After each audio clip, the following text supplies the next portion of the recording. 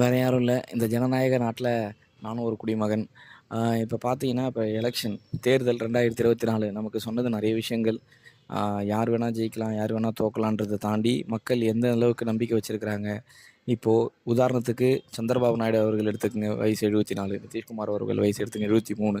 அந்த வயசில் காலம் அவங்களுக்கு 2வது வாய்ப்பு கொடுத்துருக்குது. இந்த இந்த இந்த மாதிரி ஒரு வாய்ப்பு இந்த வயசில் கிடைக்குமான்னு கேட்டிங்க அப்படின்னா இல்லை. ஏன்னா அவங்க 2 பேர் சேர்ந்து யாரை கை காட்டுறாங்களோ அவங்க தான் வந்து இந்த நாட்டை ஆளப்போகிற அடுத்த 5 ஆண்டுக்கு நம்ம இந்த இந்திய நாட்டை ஆளப்போகிற பிரதமராக வாய்ப்பு அதிகமாக இருக்குதுன்னு சொல்கிறாங்க. 8 மாதங்களுக்கு முன்னாடி பார்த்தீங்கன்னா அப்பாயின்மெண்ட் கேட்டு இதே சந்திரபாபு நாயுடு அவர்கள் டெல்லியில் காத்திருந்தாங்க. ஆனால் இப்போது இவங்களுடைய ஆறுதல் லெட்டர் கேட்டு, அதாவது ஆறுதல் என்ற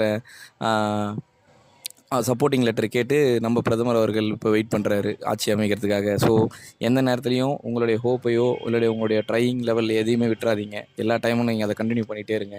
பிகாஸ் ஒரு டைமும் நீங்கள் ட்ரை பண்ணிகிட்ருக்கிறது உங்களுடைய லைஃப் மட்டும் இல்லாமல் மற்றவங்களுடைய இந்த சோஷியல் லைஃப்பில் மற்றவங்க இருப்பாங்க இல்லையா, அவங்களுடைய லைஃபுக்கும் அது என்றைக்காவது ஒரு நாள் கண்டிப்பாக ஹெல்ப்ஃபுல்லாக இருக்கும். So try your best at any cost, any time. எப்போவுமே நீங்கள் அதை விட்டுறாதீங்க. ட்ரை பண்ணிகிட்டே இருங்க. டெய்லி சேஞ்சஸ் நடந்துக்கிட்டே தான் இருக்கும்.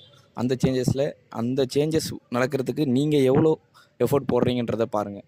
நேற்றை விட இன்றைக்கி எவ்வளோ போட்டிருக்கு. வடிவேலு ஒரு படத்தில் சொல்கிற மாதிரி, நேற்று எவ்வளோ அடிச்சிருக்காரு, இன்றைக்கி எவ்வளோ அடிச்சிருக்காரு அப்பான்ற மாரி நம்ம எவ்வளோ புஷ் பண்ணியிருக்கோம், இன்றைக்கி எவ்வளோ புஷ் பண்ணியிருக்கோம். தேங்க்யூ.